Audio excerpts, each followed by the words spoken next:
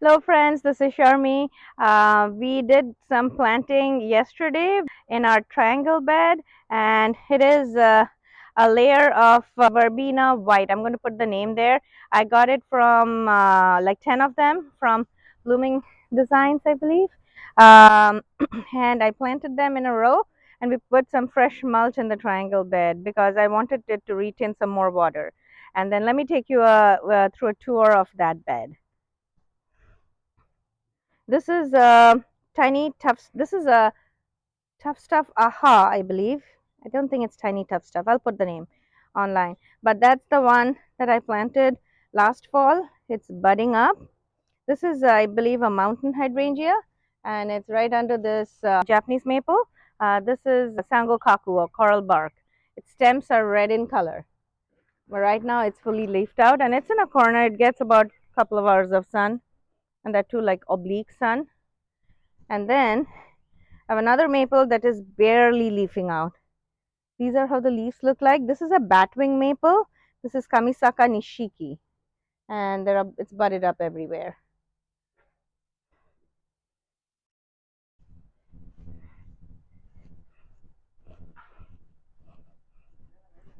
And that's my Eden climber.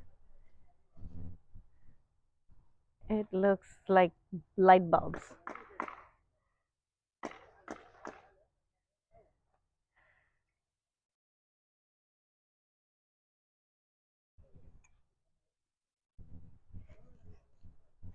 These are my hydrangea alley, is what I call it.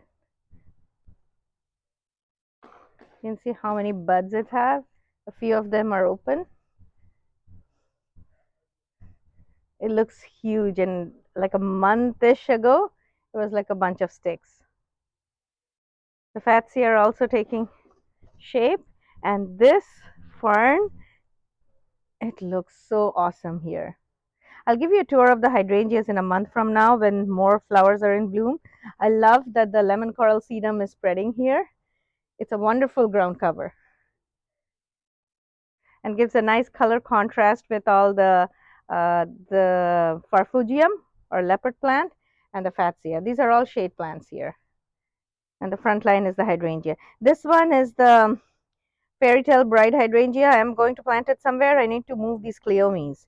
I was letting it grow here because I'm going to transplant it somewhere. Okay, starting with the limelight hydrangea that is starting to leaf out. Let me put this down here. I can take it out. I'll do it later. Okay, and there is the smoke tree that is also leafing out. These are my dahlias. I think I got all but like two of them here. I'm going to replace them with some seed dahlias there. I haven't tried dahlias in a long while, so I have to read up, and I would appreciate some of your comments on how to do them better. So these are the superbenas. So I'm expecting these daffodils to peter out, and then the superbena can spread here. So some more superbena. That's the chrysanthemum that I planted, the football mum, and then the superbena in front. I do expect the rocking plain, the blue salvia, to take over that portion. You can see some flowers. Again, I did a row of the verbena. That's the salvia in the back. And then I planted a lot of gladiolus here in the back row. So you can see them coming up everywhere. Okay. The clematis is still blooming. There you go. This is the Viva Polonia clematis. I even like the seed heads. They look so unique there. Very unique seed heads. And this non-stop flowering and petal shower from the awakening rose. This is another rose that is such a floriferous rose. It's everywhere in the ground. Too many branches. Looks very cute, very full.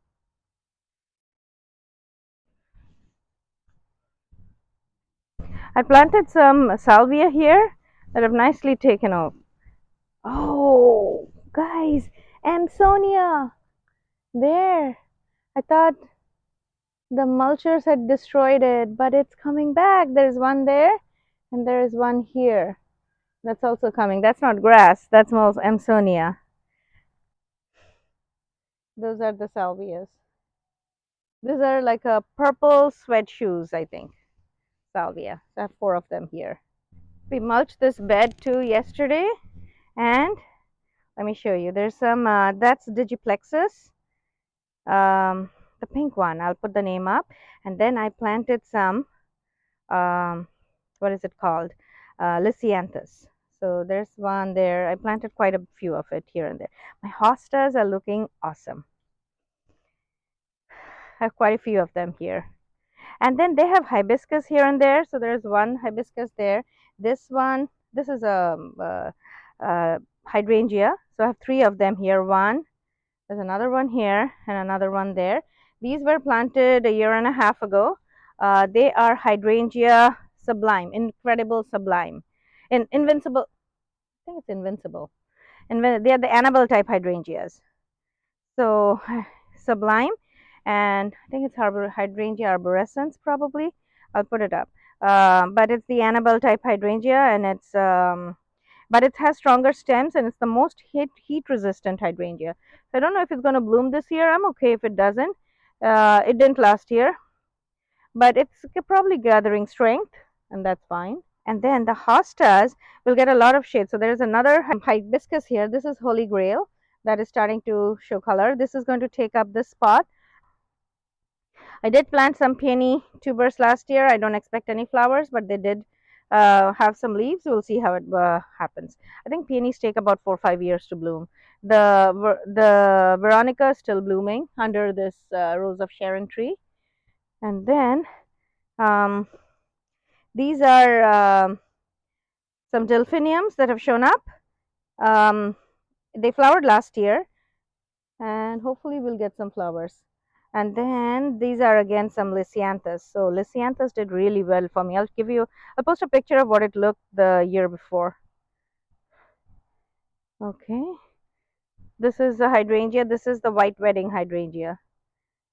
That is fully blooded. This is a limelight hydrangea. Oh yeah, this delphinium is putting up buds. I think this one is Delphinium delginius. This is the only delphinium that goes with zone 9. I think I have 3 glitzy, 1 breezin, and I forgot the other one. Basically, there's blue and purple, and I think whatever. I'll show the color. And then my lilac is in beautiful bloom, and it smells so good. This is Josie blooming lilac, and it is a rebloomer in my zone. This area gets sun up to 11 a.m. and after that it's in shade. The house actually casts the shade. It is slowly leafing out. The leaves are not fully out yet, but you can see it has flowers before that. This is year 3 for the lilac. And then I have a lot of alstroemeria here and there. So there's a clump here, another clump here, another clump here. I have some hellebore there that haven't bloomed for me. This is probably year 3 for the hellebore. Hellebores also take a little while to get established. That's the evergreen clematis that I planted there. It's Clematis armandii. And then you can see that the stone crop sedum is taking over. And the back, that's all toad lilies. It flowers beautifully around September. This one is an Itea. It is now in its full glory. This one is not invasive, but sometimes does send suckers, and like this one here, but I think, and there is another one somewhere in the back, and I plan to plant them elsewhere. This is also stone crop sedum. This is autumn something. I'll put the name up. but it is, look at how many buds it has. And this was one plant initially. I may divide it next year and plant it somewhere else. I love it. And this is the strawberry sundae hydrangea, and there's another hydrangea, but that's a macrophylla. This one is a paniculata. And then my calla lilies are starting to show up there. I think those are the purple those are the purple ones, yes. And you can see that my ginger is starting to show up. I have some tuberose here, there, and some more there. But then, and daylilies here and there. Let me take a step back. Kind of looks empty in that spot. Wait another month.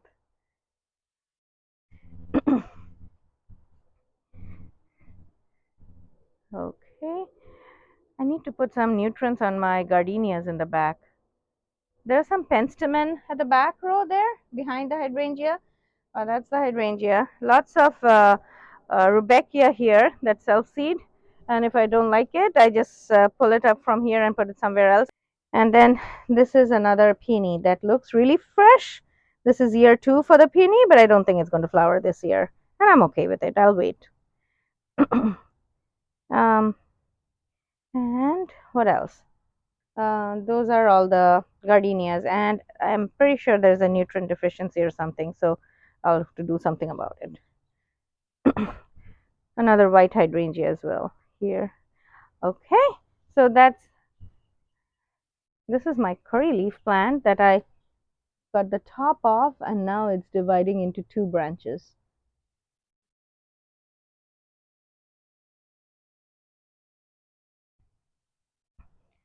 Okay, pots are not yet ready. I just planted let me show you what I planted. So there's a coleus. Everyone has a grass. 2 of them have ageratums. I think it's Artist Beauty. And then everyone has a Supertunia.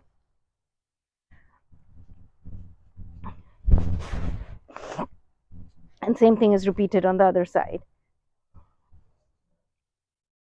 Let me show you the Supertunia I have. This is the Supertunia I planted. This is Supertunia hoopla orchid, and I have never planted this, but I love it. Oh, this is the Supertunia Snow White. This one I didn't plant. It just came back from last year. So I might leave it here or put it somewhere else. This is the yarrow, the Achillea. I have to cut back some of these palm leaves, but they are doing awesome here. They're nicely filling up this area, which is what I want.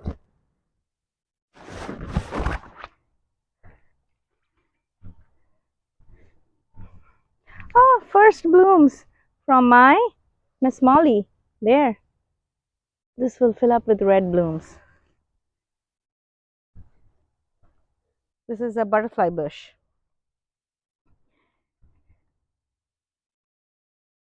This is Bobo hydrangea. Someone stepped on it and broke it, but then it's coming back again. Still. I think I have 4 Bobos here that I planted last year. Let me take you through them.